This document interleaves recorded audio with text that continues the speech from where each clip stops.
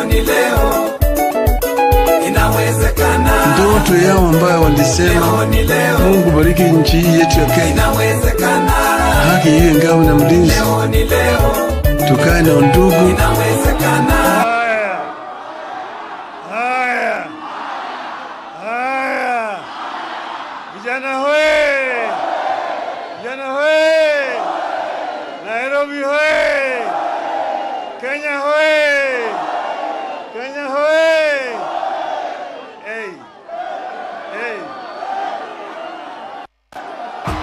Kono juu, kono juu, kono juu, kono juu, kono juu, kono juu, kono juu, kono juu.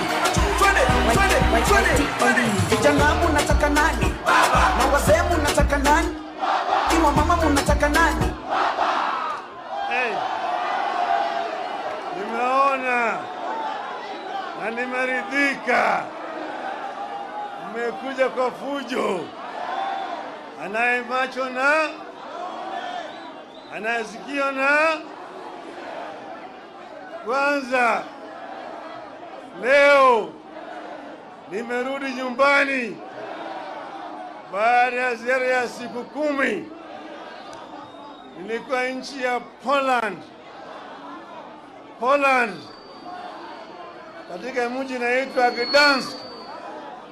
Hapo kuna mahali bandari pale ambaye mtu anaitwa Raila'S alianza mapinduzi kule Poland, na hiyo mapinduzi ikatoa serikali katika nchi ya Poland, Urusi na Ulaya Mashariki yote. Sasa Bwana Raila'S amenituma na salamu kwenu. Mmechukua, mmepokea? Mmepokea? Pili, ya Ulaya, kwa sababu yeye hayuko na sisi hapa, ametuma salamu. Pia ndugu yetu Uhuru Muigai Kenyatta ametuma salamu. Mnapokea? Mnapokea? Leo ni siku muhimu sana. Tunapanda sasa leo katika awamu ya pili ya mapinduzi katika taifa letu.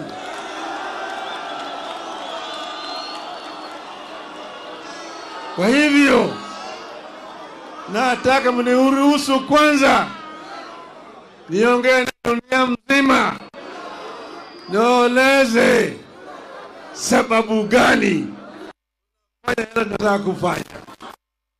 Unakubali? Nitasema na kimombo, sawa? Kwanza naanza na quotation. And withhold justice from the oppressed of my people, making widows their prey and robbing the fatherless. What will you do on the day of reckoning, when disaster comes from afar? To whom will you run for help? Where will you leave your riches? Unquote. That is Isaiah chapter 10, verses 1 to 3.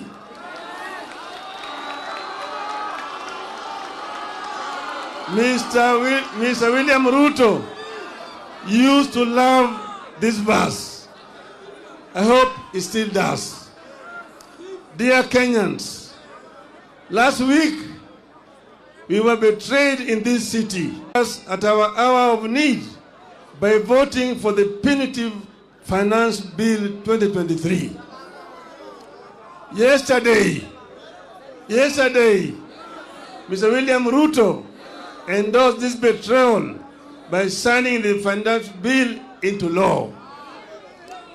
We did everything that could be done to have Ruto listen to us and avert the confrontation over taxes. We petitioned the authorities and institutions. We demonstrated. We prayed in the house of worship. We begged to be heard. We sought amendments, and we pleaded with the members of parliament to stand up for us. Our petitions were thrown to the dustbin by Ruto's tyrannical hands.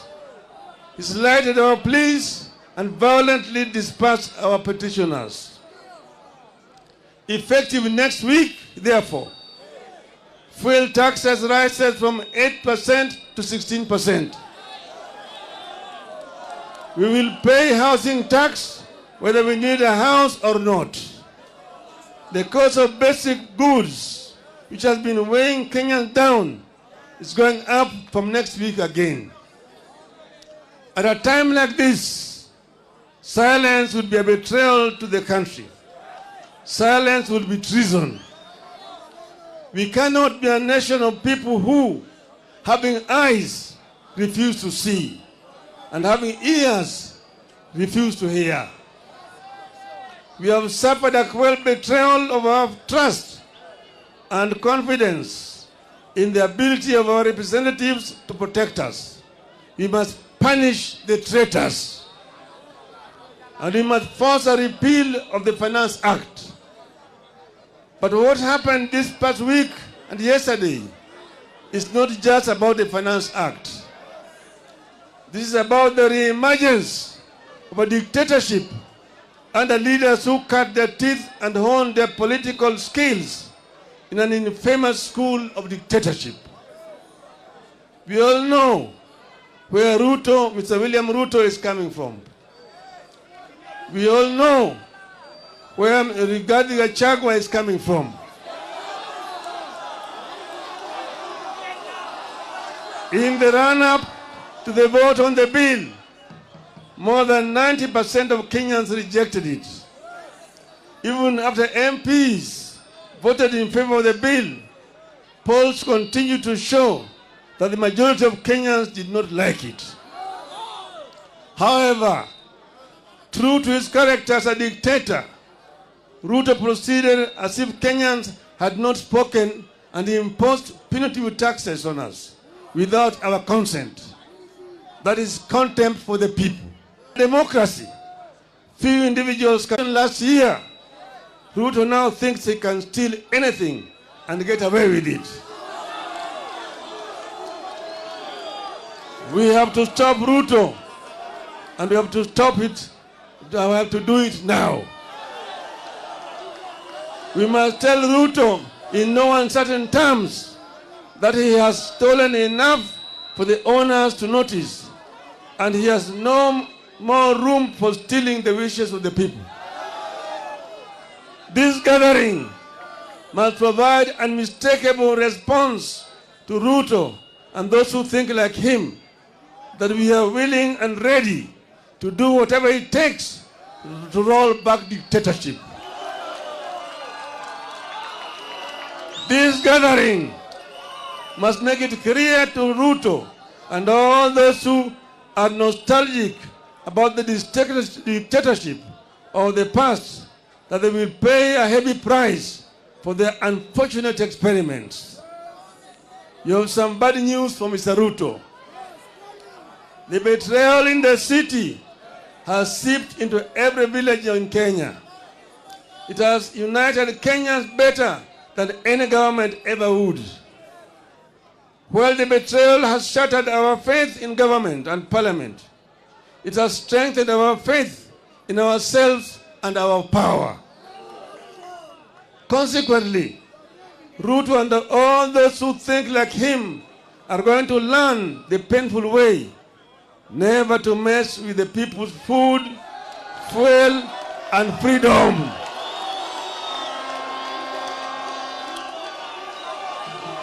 Hello?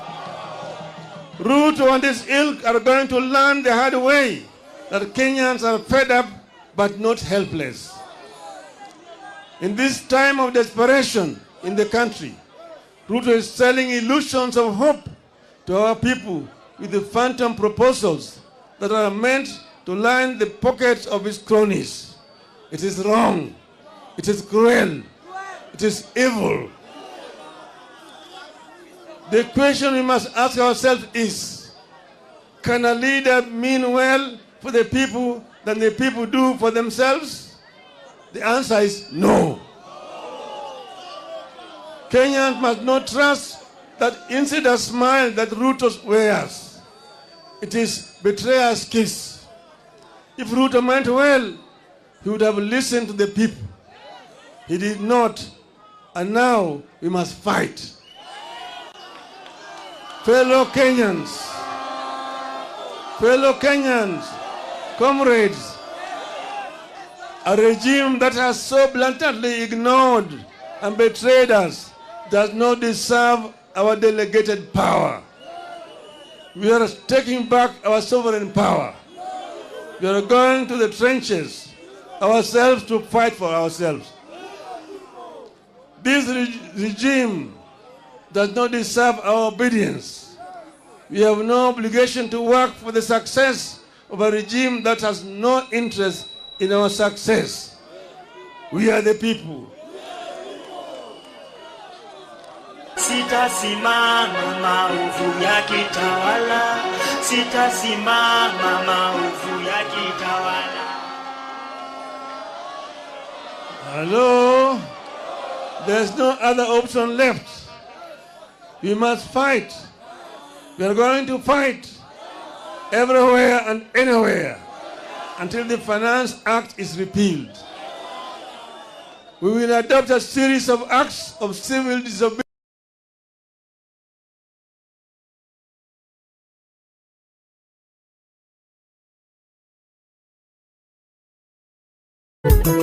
Leo ni leo. Na inawezekana.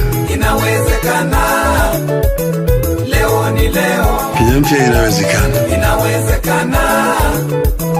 Leo ni leo. Nchi ambayo kuna raha na ustawi. Inawezekana. Na inawezekana. Leo ni leo. And they are brothers and sisters keepers. Here, therefore, the people of Kenya, let us embrace tax boycotts. Let us deny root to the fuel. Let us deny root to the fuel tax by limiting consumption of petrol and diesel. One way to do this is to carpool. Let us arrange to make regular journeys in a single vehicle whenever possible. Give each other a ride. Cut down on non-essential travel. Walk instead of driving whenever possible.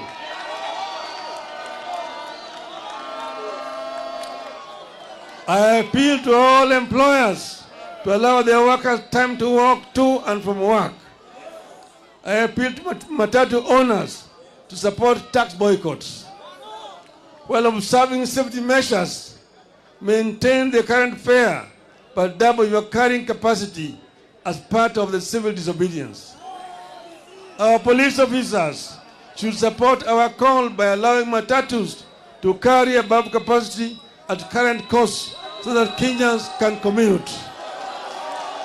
Niko tayari kulipa gharama sita. Hello? I appeal to businesses to disable or avoid electronic tax registers, make nil returns on VAT, and instead give discounts to customers. This way, we shall recover the VAT Ruto is taking illegally through the fuel. I appeal to employers to ignore the punitive deductions of employee salaries that will only line the pockets of Ruto's strategically placed cronies. Mr. Ruto is driving us off the roads with high fuel prices. We must deny his officers the comfort of driving us off the road with their vehicles. Let us deny the government vehicles and motorcades the right of way that they take for granted. They may sound the sirens at their wish, but everyone must follow the traffic except for ambulances. Dear Kenyans, I'm coming. We know the men and women who visit this unjust law on us. Punish the traitors. Let us name, shame, follow, and isolate the traitors at every turn. Let us picket their public and private offices and their homes until they join the call to have the Finance Act repealed. Today, and with absolute respect and humility, I'm reaching out to the online community in the country and diaspora, the famous Kenyans on Twitter, the content creators and the TikTokers. I have a request to you. Let us gather and share information about the traitors, their Twitter and other social media accounts, telephone numbers, and email addresses, and use this to show the oppressors that power belongs to us, the people. Finally,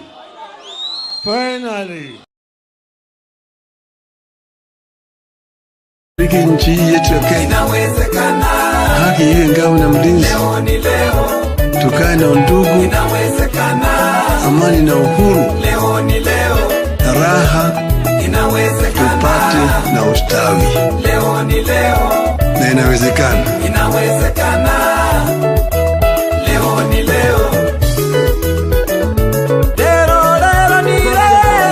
Until Ruto learns to respect the people. Dear Kenyans, in a democratic country that is founded upon sovereignty of the people, whenever the arms of government, whether the executive, the legislature, or the judiciary, fall into the hands of men and women who use their delegated sovereign power to oppress the people and benefit themselves, then it becomes a right and a duty of the people, in pursuit of the common good, to assert their sovereignty, to disobey those men and women and their laws. We are asserting our sovereignty. Civil disobedience